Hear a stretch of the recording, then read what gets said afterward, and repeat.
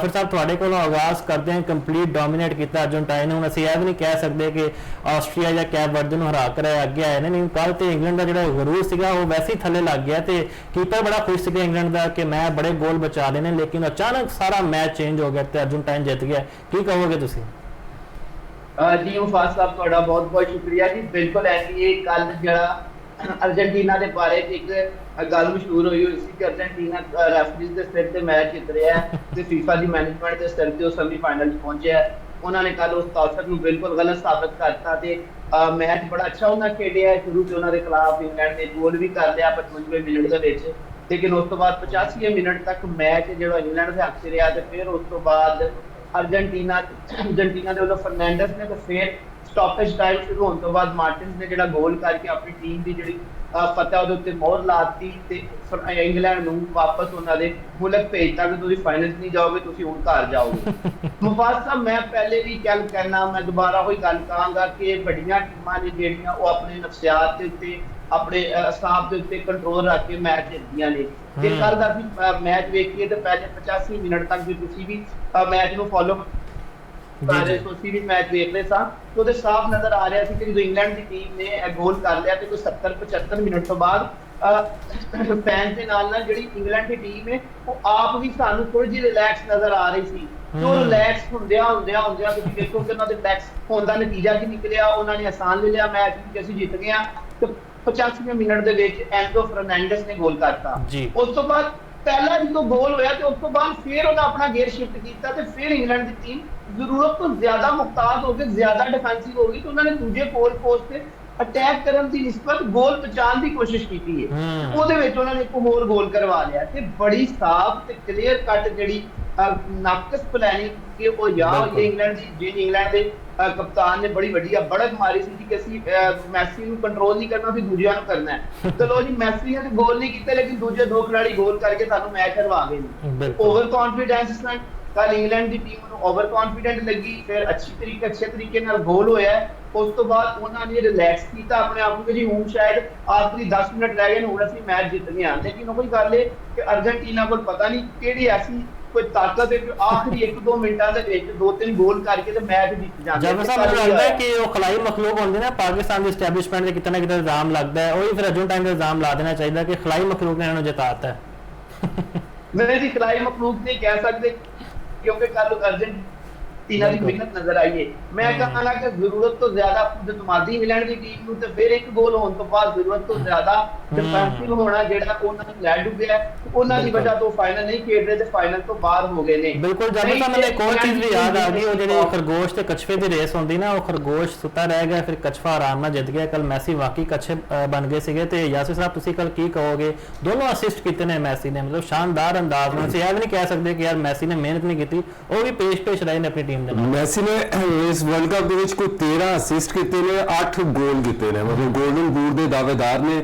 और ਲੱਗ ਇੰਜ ਰਿਹਾ ਸੀ ਕਿ ਪੂਰੇ अर्जेंटीना ਦਾ ਜਿਹੜਾ ਬੋਝ ਹੈ, ਹਜੇ ਵੀ ਬੋਝ ਜਿਹੜਾ ਮੈਜੋਰਟੀ ਉਹਦਾ ਬੋਝ ਜਿਹੜਾ ਨਾ ਉਹਨਾਂ ਨੇ ਆਪਣੇ ਕੰਧੇ ਦੇ ਉੱਤੇ ਚੁੱਕਿਆ। ਜਦੋਂ ਜ਼ਰੂਰਤ ਪਈ ਮਿਸਰ ਦੇ ਖਿਲਾਫ ਜ਼ਰੂਰਤ ਪਈ ਉੱਥੇ ਜਿਹੜਾ ਨਾ ਉਹ ਸਾਹਮਣੇ ਆਇਆ, ਉਹਨਾਂ ਨੇ ਜਿਹੜਾ ਹਾਰਿਆ ਮੁਕਾਬਲਾ ਜਿਹੜਾ ਨਾ ਜਿਤਾ ਦਿੱਤਾ।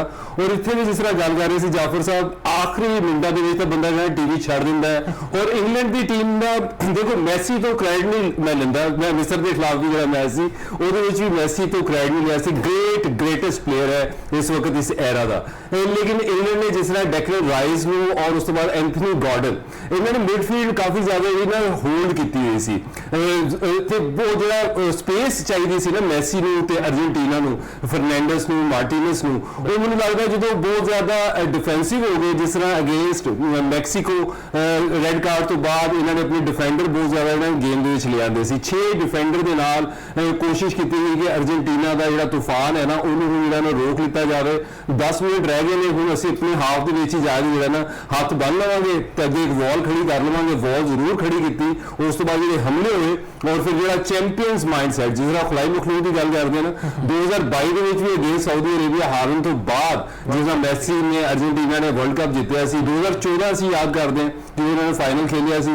ਹੁਣ 39 ਸਾਲ ਦੀ ਏਜ ਦੇ ਵਿੱਚ ਮੁਫਾਜ਼ ਏਜ ਇੱਕ ਜਿਹੜਾ ਨਾ ਜ਼ਰੂਰ ਨੰਬਰ ਅਸੀਂ ਕਹਿ ਦਿੰਦੇ ਹਾਂ, ਅਸੀਂ ਕਹਿ ਦਿੰਦੇ ਹਾਂ ਇੰਸਪੀਰੇਸ਼ਨ ਹੈ, ਲੇਕਿਨ ਫਿਰ ਵੀ 39 ਸਾਲ ਦੀ ਏਜ ਦੇ ਵਿੱਚ ਡੋਮੀਨੇਟ ਕਰਨਾ ਔਰ ਆਪਣੇ ਮੁਤਾबिक गेम ਨੂੰ ਚਲਾਉਣਾ ਔਰ ਐਸਾ ਡਰਾਮਾ ਕ੍ਰੀਏਟ ਕਰਨਾ ਅਗੇਂਸਟ ਇਜਿਪਟ ਹੋਵੇ ਜਾਂ ਅਗੇਂਸਟ ਇੰਗਲੈਂਡ ਹੋਵੇ। ਇੰਗਲੈਂਡ ਦੀ ਟੀਮ ਹਲਕੀ ਨਹੀਂ ਸੀ, ਸਿਰਫ ਮੈਨੂੰ ਲੱਗਦਾ ਕਿ ਪਲੈਨਿੰਗ ਜਿਹੜੀ ਹੈ ਨਾ ਉਹ ਓਵਰ ਕੌਸ਼ੀਅਸ ਹੋ ਜਾਣਾ ਔਰ ਆਪਣੇ ਖੈਮੇ ਵੱਲ ਹੀ ਚਲੇ ਜਾਣਾ ਔਰ ਉੱਥੇ ਬਚਾ ਕੇ ਤੁਸੀਂ ਮੁਕਾਬਲਾ ਅਰਜਨਟੀਨਾ ਵਰਗੀ ਟੀਮ ਦੇ ਖਿਲਾਫ ਹੀ ਜਿੱਤ ਸਕਦੇ ਔਰ ਦੋਨੋਂ ਟੀਮਾਂ ਜਿਸ ਤਰ੍ਹਾਂ ਖੇਡੀਆਂ ਵਰਲਡ ਕੱਪ ਇਹਦੇ ਵਿੱਚ ਇਹ ਗੋਲ ਵੀ ਕੰਸੀਡ ਕਰਦੀਆਂ ਰਹੀਆਂ ਤੇ ਗੋਲ ਕਰਦੀਆਂ ਨਹੀਂ ਰਹੀਆਂ। ਇਹ ਮੁਕਾਬਲਾ ਉਹੀ ਸੀ ਕਿ ਕਿਹੜਾ ਜ਼ਿਆਦਾ ਗੋਲ ਕਰ ਜਾਂਦਾ ਔਰ ਅਰਜਨਟੀਨਾ ਆਖਰੀ 10 ਮਿੰਟ ਸੀ ਤਾਂ ਇੰਜ ਲੱਗ ਰਿਹਾ ਸੀ ਜਿਸ ਤਰ੍ਹਾਂ ਰਾਈਟ ਪੋਲ ਦੇ ਉੱਤੇ ਵੀ ਸ਼ਾਟ ਲੱਗ ਰਹੀ ਹੈ, ਲੈਫਟ ਤੇ ਵੀ ਲੱਗ ਰਹੀ ਹੈ, ਗੋਲਕੀਪਰ ਵੀ ਗੋਲ ਬਚਾ ਰਿਹਾ ਤੇ 5-1 ਦਾ ਵੀ ਮੁਕਾਬਲਾ ਹੋ ਸਕਦਾ ਸੀ।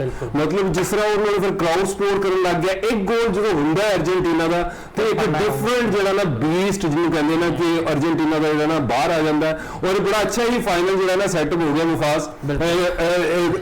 ਅਮਰੀਕਨ ਚੈਂਪੀਅਨ ਹੈ ਅਰਜਨਟੀਨਾ ਦੀ ਟੀਮ, ਵਰਲਡ ਚੈਂਪੀਅਨ ਵੀ ਹੈ, ਯੂਰੋ ਚੈਂਪੀਅਨ ਹੈ ਸਪੇਨ ਦੀ ਟੀਮ ਜਿਹਨੂੰ ਕਿ ਘੱਟ ਲੋਕ ਰੇਟ ਕਰ ਰਹੇ ਸੀ।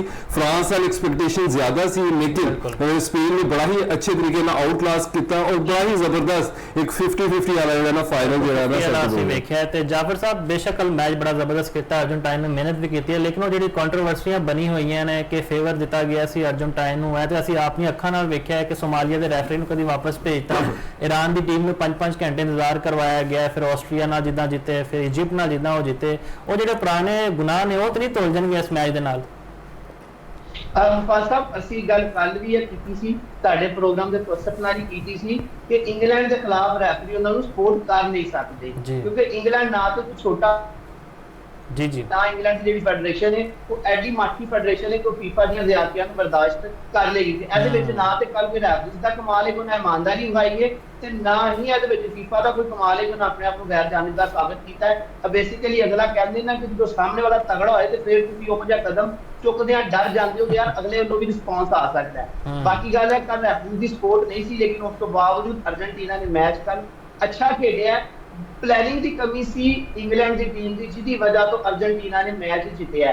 ਤੁਹਾਨੂੰ ਇੱਕ ਛੋਟੀ ਜਿਹੀ ਸਿਰਫ ਮੈਂ ਮਿਸਾਲ ਦੇਣਾ ਚਾਹਾਂਗਾ ਕਿ ਵੱਡੀ ਟੀਮਾਂ ਕਿਹੜੀ ਜਿੱਤਦੀਆਂ ਨੇ। ਅਸੀਂ 2000 T20 ਵਰਲਡ ਕੱਪ ਦੇ ਸੈਮੀਫਾਈਨਲ ਤੁਹਾਨੂੰ ਇੱਕ ਮਿਸਾਲ ਦਾਂਗਾ ਜਦੋਂ ਮਾਈਕ ਹਸੀ ਨੇ ਆਖਰੀ ਓਵਰ ਦੇ ਵਿੱਚ 21 ਸਕੋਰ ਕਰਕੇ ਪਾਕਿਸਤਾਨ ਕੋਲੋਂ ਯਕੀਨੀ ਜਿਹੜੀ ਪਤਾ ਉਹ ਖੋਹ ਲਈ ਸੀ ਸਈਦ ਅਜਮਲ ਦੇ ਓਵਰ ਦੇ ਵਿੱਚ। ਉਹ ਕਿਵੇਂ ਮੁਮਕਿਨ ਹੋਇਆ? ਤੁਸੀਂ ਜੋ ਓਵਰ ਦਾ ਅੱਜ ਵੀ ਐਨਾਲਿਸਿਸ ਕਰੋ ਤੇ ਤੁਹਾਨੂੰ ਨਜ਼ਰ ਆਏਗਾ ਕਿ ਮਾਈਕ ਹਸੀ ਤੇ ਮਾਈਕ ਹਸਨ ਦੀ ਜਿਹੜੀ ਆਸਟ੍ਰੇਲੀਅਨ ਟੀਮ ਮੈਨੇਜਮੈਂਟ ਸੀ ਉਹਨਾਂ ਸਈਦ ਅਜਮਲ ਨੂੰ ਇੰਨਾ ਕੁ ਰੀਡ ਕੀਤਾ ਹੋਇਆ ਸੀ ਕਿ ਸਈਦ ਅਜਮਲ ਪਹਿਲੀ ਗੇਮ ਤੇ ਛੱਕਾ ਪਏਗਾ ਤੇ ਦੂਜੀ ਗੇਮ ਐਸੇ ਕਰੇਗਾ। ਤੁਸੀਂ ਉਹ ਵੇਖੋਗੇ ਕਿ ਜਦੋਂ ਸਈਦ ਅਜਮਲ ਦੀ ਕਦੇ ਗੇਂਦ ਸੁੱਟਣ ਦੀ ਪੋਜੀਸ਼ਨ 'ਚ ਹੁੰਦਾ ਸੀ ਤੇ ਮਾਈਕ ਅਸੀਂ ਆਪਣਾ ਪੋਸਟਰ ਪਹਿਲੇ ਉਹ ਜਿਹਾ ਬਣਾ ਲੈਂਦੇ ਸਨ, ਹਿੱਟ ਕਰ ਦਿੰਦੇ ਸਨ। ਐਸੇ ਪਲੈਨਿੰਗ ਦੇ ਨਾਲ ਜੇ ਕੱਲ ਇੰਗਲੈਂਡ ਦੀ ਟੀਮ ਮੈਦਾਨ 'ਚ ਉਤਰਦੀ ਇੰਗਲੈਂਡ ਦੀ ਟੀਮ ਨੇ, ਮੈਂ ਕਹਾਂਗਾ ਸਭ ਤੋਂ ਵੱਡੀ ਕੁਤਾਹੀ ਉਹਨਾਂ ਕੋਲ ਹੋਈ ਹੈ ਕਿ ਉਹਨਾਂ ਨੇ ਪੂਰੇ ਇਵੈਂਟ ਜੋ ਹੈ ਉਹ ਸਮਝ ਹੀ ਨਹੀਂ ਸਕੇ ਕਿ ਜਿਹੜੀ ਅਰਜਨਟੀਨਾ ਦੀ ਟੀਮ ਉਹਨਾਂ ਦੇ ਮੋਸਟਲੀ ਸਾਰੇ ਗੋਲ ਆਖਰੀ 10 ਮਿੰਟਾਂ ਦੇ ਵਿੱਚ ਸਟਾਪੇਜ ਟਾਈਮ ਦੇ ਵਿੱਚ ਨੇ। ਜੋ ਇਸ ਚੀਜ਼ ਨੂੰ ਰੀਡ ਕਰ ਲੈਂਦੇ ਤੇ ਆਖਰੀ ਟਾਈਮ ਦੇ ਵਿੱਚ ਕ੍ਰੂਸ਼ਲ ਮੂਮੈਂਟ ਦੇ ਵਿੱਚ ਨਾ ਉਹ ਰਿਲੈਕਸ ਹੁੰਦੇ ਤੇ ਗੋਲ ਹੁੰਦਾ। ਜਦੋਂ ਇੱਕ ਗੋਲ ਹੋ ਗਿਆ ਜੇ ਉਸ ਗੋਲ ਤੋਂ ਬਾਅਦ ਤੁਸੀਂ ਇੱਕ ਤੋਂ ਬਾਅਦ ਮੈਚ ਬਰਾਬਰ ਹੈ ਤੇ ਇੰਗਲੈਂਡ ਦੀ ਟੀਮ ਨੂੰ ਇਹ ਚਾਹੀਦਾ ਸੀ ਸਟਾਰ ਖਿਡਾਰੀ ਇੰਗਲੈਂਡ ਦੀ ਟੀਮ ਦੇ ਵਿੱਚ ਸਨ। ਇੰਗਲੈਂਡ ਦੀ ਟੀਮ ਨੂੰ ਚਾਹੀਦਾ ਸੀ ਕਿ ਮੁਖਾਲਫ ਟੀਮ ਦੀ ਗੋਲ ਪੋਸਟ ਦੇ ਉੱਤੇ ਬੇਸ਼ੁਮਾਰ ਹਮਲੇ ਕਰ ਲਈ। ਜੇ ਅਸੀਂ ਇੱਕ ਚੀਜ਼ ਵੇਖਿਆ ਜਾਏ ਤੇ ਕੱਲ ਦੇ ਪੂਰੇ ਮੈਚ ਦੇ ਵਿੱਚ ਜੇ ਮੈਚ ਦਾ ਇੱਕ ਐਨਾਲਿਸਿਸ ਕੀਤਾ ਜਾਏ ਤੇ ਅਰਜਨਟੀਨਾ ਨੇ 14 ਵਾਰੀ ਸ਼ਾਟ ਮਾਰਿਆ ਗੋਲ ਦੀ ਕੋਸ਼ਿਸ਼ ਤੇ ਲੇਕਿਨ ਇੰਗਲੈਂਡ ਨੇ ਸਿਰਫ 6 ਵਾਰੀ ਸ਼ਾਟ ਮਾਰੇ। ਤੁਸੀਂ ਫਰਕ ਵੇਖੋ ਤੇ ਇੰਗਲੈਂਡ ਦੀ ਟੀਮ ਨੇ ਸਿਰਫ 6 ਵਾਰੀ ਗੋਲ ਬਿਲਕੁਲ ਪੋਸੈਸ਼ਨ ਬਹੁਤ ਘੱਟ ਸੀਗਾ ਤੇ ਅਟੈਕਿੰਗ ਕੈਪੇਬਿਲਿਟੀਜ਼ ਵੀ ਸਾਨੂੰ ਘੱਟ ਨਜ਼ਰ ਆਈਆਂ ਇੰਗਲੈਂਡ ਦੀਆਂ। ਤੇ ਅਸੀਂ ਜੇ ਸਪੇਨ ਦੀ ਗੱਲ ਕਰੀਏ ਅਜੇ ਤੱਕ ਸਿਰਫ ਇੱਕ ਗੋਲ ਉਹਨਾਂ ਨੇ ਖਾਇਆ, ਉਹ ਵੀ ਮੇਰੀ second most favourite team Belgium ਦੇ ਖਿਲਾਫ। ਤੇ ਤੁਹਾਨੂੰ ਲੱਗਦਾ ਹੈ ਕਿ ਸਪੇਨ ਨੂੰ ਹਰਾਣਾ ਬੜਾ ਮੁਸ਼ਕਿਲ ਹੋ ਜਾਏਗਾ ਅਰਜਨਟਾਈਨ ਵਾਸਤੇ? ਜਿਵੇਂ ਅਸੀਂ ਲਾਮਿਨ ਜਮਾਲ ਦੀ ਗੱਲ ਕਰੀਏ, ਫੈਰਨ ਟੋਰੇਸ, ਥਰੂ ਆਊਟ ਦਾ ਇਵੈਂਟ ਬੜਾ ਜ਼ਬਰਦਸਤ ਸਪੇਨ ਨੇ ਖੇਡਿਆ ਤੇ ਹੁਣ ਤਗੜਾ ਮੈਚ ਹੋਏਗਾ ਐਤਵਾਰ ਨੂੰ। ਬਿਲਕੁਲ ਮੁਫਾਜ਼ ਸਾਹਿਬ, ਬਿਲਕੁਲ ਸਪੇਨ ਇੱਕ ਤਗੜਾ ਹਰੀਫ ਸਾਬਤ ਹੋਏਗਾ ਕਿਉਂਕਿ ਸਪੇਨ ਦੇ ਜੇ ਤੁਸੀਂ ਥਰੂ ਸਪੇਨ ਦਾ ਜਰਨੀ ਵੇਖੋ ਫਾਈਨਲ ਤੱਕ ਪਹੁੰਚਣ ਦਾ ਜਿਹੜਾ ਸਫ਼ਰ ਹੈ ਉਹਦੇ ਵਿੱਚ ਉਹਨੇ ਕੋਈ ਮਾਠੀ ਟੀਮ ਨੂੰ ਨਹੀਂ ਹਰਾਇਆ। ਸਾਰੀਆਂ ਟੀਮਾਂ ਜੇ ਮੈਂ ਉਹਨਾਂ ਟੀਮਾਂ ਨੂੰ ਰੇਟ ਕਰਾਂ ਤਾਂ ਇੰਗਲੈਂਡ ਨਾਲੋਂ ਵੀ ਤਗੜੀਆਂ ਹਨ। ਬਿਲਕੁਲ ਨਾਕਆਊਟ ਮਰਹਲੇ ਦੇ ਵਿੱਚ ਸਪੇਨ ਨੇ ਜਿਹੜੀ ਟੀਮ ਨੂੰ ਹਰਾ ਕੇ ਬਾਹਰ ਕੀਤਾ ਹੈ ਉਹਦੇ ਵਿੱਚ ਉਹਨਾਂ ਨੇ ਸਭ ਤੋਂ ਪਹਿਲੇ ਪੁਰਤਗਾਲ ਨੂੰ ਹਰਾਇਆ, ਫਿਰ ਬੈਲਜੀਅਮ ਨੂੰ ਹਰਾਇਆ ਤੇ ਫਿਰ ਮੋਸਟ ਫੇਵਰਿਟ ਫਰਾਂਸ ਨੂੰ ਹਰਾਇਆ। ਉਹ 3 ਟੀਮਾਂ ਨੇ ਜਿਨ੍ਹਾਂ ਦੇ ਬਾਰੇ ਚ ਲੋਕ ਕਹਿ ਰਹੇ ਸਨ ਇਵੈਂਟ ਸ਼ੁਰੂ ਹੋਣ ਤੋਂ ਬਾਅਦ ਕਿ ਇਹ 3 ਟੀਮਾਂ ਫਾਈਨਲ 4 ਲਈ ਫੇਵਰਿਟ ਨੇ। ਉਹਨਾਂ 3 ਟੀਮਾਂ ਨੂੰ ਹਰਾਉਣ ਤੋਂ ਬਾਅਦ ਫਾਈਨਲੀ ਕੁਆਲੀਫਾਈ ਕੀਤਾ ਤੇ ਜੇ ਦੂਜੇ ਪਾਸੇ ਮੈਸੀ 11 ਦੀ ਗੱਲ ਕਰੀਏ ਤਾਂ ਮੈਸੀ 11 ਦੀ ਕੋਈ ਵੱਡਾ ਮੈਚ ਖੇਡਿਆ ਇੰਗਲੈਂਡ ਦਾ, ਲੇਕਿਨ ਇੰਗਲੈਂਡ ਵੀ ਬੈਲਜੀਅਮ, ਪੁਰਤਗਾਲ ਤੇ ਫਰਾਂਸ ਨਾਲੋਂ ਛੋਟਾ ਹਰੀਫ ਸੀ। ਉਸ ਟੱਕਰ ਦਾ ਹਰੀਫ ਅਜੇ ਤੱਕ ਅਰਜਨਟੀਨਾ ਨੂੰ ਨਹੀਂ ਮਿਲਿਆ, ਜਿਹੜੀ ਟੱਕਰ ਦੇ ਹਰੀਫਾਂ ਨਾਲ ਸਪੇਨ ਭਿੜਿਆ ਤੇ ਸਪੇਨ ਨੂੰ ਮੈਚ ਜਿੱਤੇ ਨੇ। ਹੁਣ ਤੁਸੀਂ ਵੇਖਾਂਗੇ ਕੱਲ ਦੇ ਮੈਚ ਦੇ ਵਿੱਚ ਜਿਹੜਾ ਉਹਨਾਂ ਦਾ ਗੋਲਕੀਪਰ ਸਾਈਮਨ, ਉਹਦਾ ਰੋਲ ਬਹੁਤ ਜ਼ਿਆਦਾ ਹੋਏਗਾ ਕਿ ਉਹ ਕਿਸ ਤਰ੍ਹਾਂ ਗੋਲਾਂ ਨੂੰ ਬਚਾਉਂਦਾ ਹੈ, ਕਿਉਂਕਿ ਉਹਦੀ ਥਰੂ ਆਊਟ ਦਾ ਇਵੈਂਟ, ਪੂਰੇ ਇਵੈਂਟ ਦੇ ਵਿੱਚ ਉਹਦੀ ਕਾਰਕਰਦਗੀ, ਸ਼ਾਨਦਾਰ ਕਾਰਕਰਦਗੀ ਰਹੀ ਹੈ। ਦੇਖੋ ਇਹ ਆਪਣੇ ਆਪ 'ਚ ਇੱਕ ਰਿਕਾਰਡ ਹੈ ਕਿ ਇੱਕ ਗੋਲਕੀਪਰ ਨੇ ਸਿਰਫ ਇੱਕ ਗੋਲ ਕੰਸੀਡ ਕੀਤਾ ਤੇ ਉਹ ਵੀ ਟੌਪ ਕਲਾਸ ਬੈਲਜੀਅਮ ਦੀ ਟੀਮ ਕੋਲੋਂ, ਉਹ ਵੀ ਖੇਡਦੇ 58 ਮਿੰਟ ਦੇ ਵਿੱਚ। ਯਾਨੀ ਕਿ ਉਸ ਮੈਚ ਵਿੱਚ ਵੀ ਪਹਿਲੇ 1 ਘੰਟਾ ਤਕਰੀਬਨ ਉਹਨੇ ਬੈਲਜੀਅਮ ਦੀ ਟੀਮ ਨੂੰ ਵੀ ਆਪਣੇ ਕੋਲ ਫੜਕਣ ਨਹੀਂ ਦਿੱਤਾ ਤੇ ਉਸ ਤੋਂ ਬਾਅਦ 1 ਘੰਟੇ ਬਾਅਦ ਬੈਲਜੀਅਮ ਦੀ ਟੀਮ ਨੇ 1 ਗੋਲ ਕੀਤਾ ਤੇ ਉਸ ਤੋਂ ਬਾਅਦ ਤੇ ਪਹਿਲੇ ਸਪੇਨ ਨੇ ਜਿੰਨੇ ਮੈਚ ਜਿੱਤੇ ਨੇ 0 ਦੇ ਮਾਰਜਨ ਤੋਂ ਜਿੱਤੇ, ਮਤਲਬ ਕਿ ਦੂਜੀ ਟੀਮ ਦਾ ਸਕੋਰ 0 ਸੀ ਤੇ ਇਹਦਾ ਮਾਰਜਨ ਉਹਨੇ ਗੋਲ ਤੋਂ ਜਿੰਨਿਆਂ ਨੇ ਕੀਤੇ। ਤੇ ਇੱਕ ਤਗੜਾ ਮੁਕਾਬਲਾ ਸਾਨੂੰ ਵੇਖਣ ਨੂੰ ਮਿਲੇਗਾ। ਸਿਰਫ ਸਪੇਨ ਨੂੰ ਚਾਹੀਦਾ ਹੈ ਕਿ ਆਖਰੀ 15 ਤੋਂ 20 ਮਿੰਟ ਦੀ ਜਿਹੜੀ ਅਰਜਨਟੀਨਾ ਦੀ ਟੀਮ ਦੀ ਪਲੈਨਿੰਗ ਹੈ, ਕਿਉਂਕਿ ਅਰਜਨਟੀਨਾ ਦੇ ਟੀਮ ਦੇ ਜਿਹੜੇ ਕੋਚ ਨੇ, ਜਿਹੜੇ ਮੈਨੇਜਰ ਨੇ, ਉਹ ਕੁਝ ਇਸ ਤਰ੍ਹਾਂ ਪਲਾਨ ਕਰ ਰਹੇ ਨੇ ਪੂਰੇ ਮੈਚ ਦੇ ਵਿੱਚ। ਉਹਨਾਂ ਨੇ ਤੁਸੀਂ ਦੇਖਿਆ ਹੋਵੇਗਾ ਕਿ ਇਸ ਇਵੈਂਟ ਦੇ ਵਿੱਚ ਜਿਹੜੇ ਮੈਸੀ ਉਹਨਾਂ ਕੋਲ ਉਹੀ ਪੋਜੀਸ਼ਨ ਹੈ, ਜਾਂ ਮੈਸੀ ਨੂੰ ਉਹੀ ਉਹਨਾਂ ਨੇ ਉਹੀ ਰੋਲ ਦਿੱਤਾ ਹੋਇਆ ਜਿਹੜਾ 2011 ਦੇ ਵਰਲਡ ਕੱਪ ਦੇ ਵਿੱਚ ਸਚਿਨ ਤੰਦੂਲਕਰ ਦੇ ਕੋਲ ਸੀ। ਤੇ ਤੁਹਾਡਾ ਆਖਰੀ ਵਰਲਡ ਕੱਪ ਹੈ ਤੇ ਉਹਨਾਂ ਨਾਲ ਉਹਨਾਂ ਦਾ ਬਰਡਨ ਸ਼ੇਅਰ ਕੀਤਾ ਹੈ। ਉਸੇ ਬਰਡਨ ਨੂੰ ਸ਼ੇਅਰ ਕਰਦਿਆਂ ਨਾ ਤਾਂ ਉਹਨਾਂ ਨੇ ਮੈਸੀ ਨੂੰ ਬਹੁਤ ਜ਼ਿਆਦਾ ਪ੍ਰੈਸ਼ਰਾਈਜ਼ ਕੀਤਾ ਤੇ ਮੈਸੀ ਦੀ ਸਪੋਰਟ ਜ਼ਰੂਰ ਹੈ। ਮੈਸੀ ਗੋਲ ਕਰਨ ਲਈ ਆਪਣੇ ਖਿਡਾਰੀਆਂ ਨੂੰ ਪਾਸ ਵੀ ਦਿੰਦੇ ਨੇ, ਉਹਨਾਂ ਨੂੰ ਮਾਮਲਤ ਵੀ ਫਰਾਹਮ ਕਰਦੇ ਨੇ। ਲੇਕਿਨ ਕੱਲ ਦੇ ਮੈਚ ਦੇ ਵਿੱਚ ਮੈਸੀ ਨੇ ਗੋਲ ਨਹੀਂ ਕੀਤਾ। ਜਿਹੜਾ ਦੂਜਾ ਗੋਲ 92 ਮਿੰਟ 'ਚ ਕੀਤਾ ਹੈ ਉਹ ਵੀ ਉਹਨਾਂ ਦੇ ਸਬਸਟੀਟਿਊਸ਼ਨ ਦੇ ਵਿੱਚ ਆਖਰੀ ਮਿੰਟਾਂ ਦੇ ਵਿੱਚ ਗਰਾਊਂਡ 'ਚ ਆਏ ਹੋਏ ਖਿਡਾਰੀ ਨੇ ਕੀਤਾ ਹੈ। ਤੇ ਇਹ ਚੀਜ਼ ਸਪੇਨ ਨੂੰ ਜ਼ਿਹਨ 'ਚ ਰੱਖਣੀ ਪਏਗੀ। ਬਿਲਕੁਲ ਬਹੁਤ ਤਗੜਾ ਮੁਕਾਬਲਾ ਹੋਏਗਾ। ਅਸੀਂ ਇਹ ਕਰਦੇ ਹਾਂ ਕਿ ਆਖਰੀ ਜਿਹੜਾ ਸੈਕਿੰਡ ਤੱਕ ਮੈਚ ਆਇਆ ਨਾ, ਇੱਕ ਵਨ ਸਾਈਡ ਮੈਚ ਹੋ ਜਾਏ। ਤੇ ਯਾਸਿਰ ਸਾਹਿਬ, ਤੁਹਾਨੂੰ ਕੀ ਲੱਗਦਾ ਮੋਸਟ ਫੇਵਰਟ ਟੀਮ ਕੌਣ ਹੋ ਸਕਦੀ? ਜਿਵੇਂ ਅਸੀਂ ਡਿਫੈਂਸਿਵ ਅਪਰੋਚ ਦੀ ਗੱਲ ਕਰਦੇ ਪਏ ਸੀਗੇ, ਸਪੇਨ ਨੂੰ ਅਜੇ ਤੱਕ ਸਿਰਫ 1 ਗੋਲ ਪਿਆ। ਦੂਜੇ ਪਾਸੇ ਮੈਸੀ ਦਾ ਕੌਨਫੀਡੈਂਸ ਵੀ ਬੜਾ ਹਾਈ ਹੈ ਤੇ 골ਡਨ ਬੂਟ ਦੀ ਦੌੜ ਵਿੱਚ ਸ਼ਾਮਿਲ ਨੇ। ਐਮਬਾਪੇ ਦੇ ਵੀ 8 ਗੋਲ ਨੇ, ਇਹਨਾਂ ਦੇ ਵੀ 8 ਗੋਲ ਨੇ, ਲੇਕਿਨ ਅਸਿਸਟ ਇਹਨਾਂ ਕੋਲ ਜ਼ਿਆਦਾ ਨੇ। ਤੇ ਹੁਣ ਅਰਜਨਟਾਈਨ ਦੀ ਕੋਸ਼ਿਸ਼ ਇਹ ਹੋਏਗੀ ਕਿ ਆਖਰੀ ਵਰਲਡ ਕੱਪ ਹੈ ਜੀ ਮੈਸੀ ਦਾ, ਕਿਸੇ ਤਰ੍ਹਾਂ ਅਸੀਂ ਅੱਛਾ ਹੀ ਇਹਦਾ ਇਖਤਤਾਮ ਕਰੀਏ। ਦੇਖੋ ਦੋਨੋਂ ਤਰਫ ਜੋ ਹੈ ਨਾ ਤਾਰੀਖੀ ਪਲੇਅਰ ਨੇ। ਅਗਰ ਮੈਸੀ ਤਾਰੀਖ ਰਚ ਚੁੱਕੇ ਨੇ ਤੇ ਇੱਕ ਉਹ ਤਾਰੀਖ ਨੂੰ ਜਿਹੜਾ ਡਬਲ ਕਰਨਾ ਚਾਹੁੰਦੇ ਨੇ। 2 ਵਰਲਡ ਕੱਪ ਜਿਹੜਾ ਨਾ ਜਿੱਤਣਾ ਚਾਹੁੰਦੇ ਨੇ। ਗ੍ਰੇਟ ਮੈਰਾਡੋਨਾ ਜਿਹੜਾ ਨਾ ਉਹਨਾਂ ਨੂੰ ਜਿਹੜਾ ਨਾ ਲੈਵਲ ਕਰਨਾ ਚਾਹੁੰਦੇ ਨੇ। ਉਹ ਦੂਸਰੀ ਤਰਫ ਤੁਸੀਂ ਲੈਮਿਨ ਯਮਾਲ ਦੀ ਕਹਾਣੀ ਹੈ, ਬੜੀ ਇੰਸਪਾਇਰਿੰਗ ਕਹਾਣੀ ਹੈ। 19 ਸਾਲ ਦਾ ਲੜਕਾ ਔਰ ਯੰਗੈਸਟ ਪਲੇਅਰ ਹੋਏਗਾ ਜਿਹੜਾ ਕਿ ਵਰਲਡ ਕੱਪ ਦਾ ਜਿਹੜਾ ਨਾ ਫਾਈਨਲ ਖੇਲੇਗਾ, ਸਰਪਾਸ ਕਰੇਗਾ ਤੁਹਾਡੇ ਦੋਸਤ ਨੂੰ, ਐਮਬਾਪੇ ਨੂੰ। ਉਹ 19 ਸਾਲ 200 ਦਿੰਦੇ ਸੀ, ਇਹ ਤਕਰੀਬਨ ਜਿਹੜੇ ਨਾ 19 ਸਾਲ ਦੇ ਨੇ। ਔਰ ਯੰਗ ਔਰ ਤੇਜ਼ ਔਰ ਫੁਰਤੀਲੀ ਟੀਮ ਹੈ। ਪੈਡਰੀ ਹੋਵੇ ਜਾਂ ਬਾਕੀ ਇਹਨਾਂ ਦੇ ਜਿੰਨੇ ਵੀ ਪਲੇਅਰਸ ਨੇ ਸਪੇਨ ਦੇ, ਤੁਹਾਨੂੰ ਯਾਦ ਹੋਏਗਾ ਕੈਪ ਵਰਦੇ ਦੇ ਨਾਲ ਇਹਨਾਂ ਨੇ ਪਹਿਲਾ ਮੁਕਾਬਲਾ ਖੇਡਿਆ ਸੀ। ਉਹਦੇ ਵਿੱਚ ਵਜ਼ੀਨੀਆ ਜਿਹੜਾ ਸੀ ਉਹ ਹੀਰੋ ਬਣਿਆ ਸੀ। ਉਹਦੇ ਚੰਦ ਹਜ਼ਾਰ ਫੋਲੋਅਰ ਸੀ, ਉਹ ਮਿਲੀਅਨਸ ਦੇ ਵਿੱਚ ਜਿਹੜਾ ਨਾ ਚਲਾ ਗਿਆ ਸੀ। ਔਰ ਪਬਲਿਕ ਜਿਹੜਾ ਨਾ ਸਭ ਕੁਝ ਜਾਣਦੀ ਹੈ। ਉਹ ਸਭ ਨੂੰ ਪਤਾ ਸੀ ਸਪੇਨ ਇਸ ਵਰਲਡ ਕੱਪ ਦੇ ਵਿੱਚ ਜਿਹੜਾ ਨਾ ਫੇਵਰਟ ਦੇ ਤੌਰ ਦੇ ਉੱਤੇ ਫਰਾਂਸ ਔਰ ਸਪੇਨ। ਅਰਜਨਟੀਨਾ ਨੂੰ ਜ਼ਿਆਦਾ ਕੋਈ ਰੇਟ ਇਸ ਲਈ ਨਹੀਂ ਕਰਦੇ ਕਿ ਇੱਕ ਖਾਸ ਹਿਸਟਰੀ ਰਹੀ ਹੈ 98 ਤੋਂ ਬਹੁਤ ਘੱਟ ਹੁੰਦਾ ਹੈ ਕਿ ਵਰਲਡ ਚੈਂਪੀਅਨ ਜਿਹੜਾ ਨਾ ਆਪਣਾ ਟਾਈਟਲ ਜਿਹੜਾ ਨਾ ਡਿਫੈਂਡ ਕਰੇ। ਉਹ ਚਾਹੇ 98 ਤੋਂ ਬਾਅਦ ਫਰਾਂਸ 2002 ਦੇ ਵਿੱਚ ਕੰਸੀਡ ਕਰ ਜਾਂਦਾ ਹੈ ਬ੍ਰਾਜ਼ੀਲ ਤੋਂ। ਬਹੁਤ ਰੇਅਰ ਹੁੰਦਾ ਫਾਈਨਲ ਦੇ ਵਿੱਚ ਵੀ ਪਹੁੰਚੇ। ਫਰਾਂਸ ਪਹੁੰਚ ਪਾਇਆ ਸੀ ਫਾਈਨਲ ਦੇ ਵਿੱਚ 2002 ਦੇ ਵਿੱਚ, ਅਰਜਨਟੀਨਾ ਨੇ ਉਹਨੂੰ ਬਾਹਰ ਕਰ ਦਿੱਤਾ ਸੀ। ਇਹ ਮੁਸ਼ਕਲ ਹੁੰਦਾ ਹੈ ਇਸ ਤੋਂ ਪ੍ਰੈਡਿਕਟ ਕਰਨਾ ਕਿ ਉਸੇ ਟੀਮ ਦੇ ਨਾਲ ਹਜੇ ਵੀ ਉਹੀ ਟੀਮ ਅਰਜਨਟੀਨਾ ਦੀ, ਔਰ ਲੇਕਿਨ ਜਿਸ ਤਰ੍ਹਾਂ ਦੀ ਉਹਨਾਂ ਦੀ ਫਾਰਮ ਹੈ ਅਰਜਨਟੀਨਾ ਦੀ, ਔਰ ਅਰਜਨਟੀਨਾ ਜਿਸ ਤਰ੍ਹਾਂ ਆਖਰੀ ਲਮਹਾਤ ਦੇ ਉੱਤੇ ਜਾ ਕੇ ਗੇਮ ਨੂੰ ਬਦਲ ਦਿੰਦਾ ਹੈ। ਕੋਈ ਵੀ ਸਪੋਰਟਸ ਹੋਵੇ, ਕ੍ਰਿਕਟ ਹੋਵੇ, ਅਸੀਂ ਵਨ T20 ਦੀ ਗੱਲ ਕਰੀਏ 2024 ਦਾ ਜਿਹੜਾ ਮੁਕਾਬਲਾ ਸੀ ਸਾਊਥ ਅਫਰੀਕਾ ਔਰ ਇੰਡੀਆ ਦਾ, ਐਂਡ ਦੇ ਵਿੱਚ ਜਾ ਕੇ ਜਿਹੜਾ ਨਾ ਗੇਮ ਟੋਟਲੀ ਹੀ ਬਦਲ ਦਿੱਤੀ। 30 ਬਾਲਾਂ 'ਚ 30 ਚਾਹੀਦਾ ਸੀ, ਇੰਡੀਆ ਜਿੱਤ ਗਿਆ। ਜਦੋਂ ਤੁਸੀਂ ਇਹੋ ਜਿਹੇ ਮੁਕਾਬਲੇ ਜਿੱਤਦੇ ਹੋ ਜਿੱਥੇ ਤੁਸੀਂ ਥੱਲੇ ਲੱਗੇ ਹੁੰਦੇ ਹੋ, ਹਾਰੇ ਹੁੰਦੇ ਹੋ, ਔਰ ਤੁਸੀਂ ਵਾਪਸੀ ਕਰਦੇ ਹੋ, ਦੇਖੋ ਟਾਈਮ ਦਾ ਇੱਕ ਪ੍ਰੈਸ਼ਰ ਹੁੰਦਾ ਹੈ। ਕੱਲ ਕਮੈਂਟੇਟਰ ਬਾਰ-ਬਾਰ ਕਹਿ ਰਹੇ ਸੀ ਕਿ ਜਿਹੜਾ ਟਾਈਮ ਹੈ ਨਾ ਉਹ ਇੰਗਲੈਂਡ ਦਾ ਦੋਸਤ ਹੈ। ਆਖਰੀ 10 ਮਿੰਟ ਰਹਿ ਗਏ ਔਰ ਟਾਈਮ ਜਿਹੜਾ ਨਾ ਦੁਸ਼ਮਣ ਹੈ ਅਰਜਨਟੀਨਾ ਦਾ। ਲੇਕਿਨ ਤੁਸੀਂ ਦੇਖੋ ਕਿ ਉਹਨਾਂ ਦੇ ਅੰਦਰ ਕੌਨਫੀਡੈਂਸ ਕਿੰਨਾ ਸੀ ਔਰ ਲੋਕਾਂ ਦੇ ਅੰਦਰ ਕਿੰਨਾ ਕੌਨਫੀਡੈਂਸ ਸੀ। ਜਦੋਂ ਪਹਿਲਾ ਗੋਲ ਹੋਇਆ ਕਿ ਹੁਣ ਦੂਜਾ ਹੋ ਜਾਏਗਾ, ਕਿਸੇ ਵਕਤ ਵੀ ਹੋ ਜਾਏਗਾ। ਜਦੋਂ ਇਹ ਫੀਲਿੰਗ ਕਿਸੇ ਟੀਮ ਤੋਂ ਆਉਂਦੀ ਹੈ ਨਾ ਤੇ ਉਦੋਂ ਜਿਹੜਾ ਨਾ ਉਹ ਟੀਮ ਬੜੀ ਹੀ ਖਤਰਨਾਕ ਹੁੰਦੀ ਹੈ। ਮਤਲਬ ਅਰਜਨਟੀਨਾ ਨੂੰ ਕਹਿ ਦੇਣਾ ਕਿ ਨਹੀਂ ਜਿੱਤ ਸਕਦਾ, ਇਹ ਵੀ ਬੜਾ ਜਿਹੜਾ ਨਾ ਮੁਸ਼ਕਲ ਜਿਹੜੀ ਨਾ ਗੱਲ ਹੈ।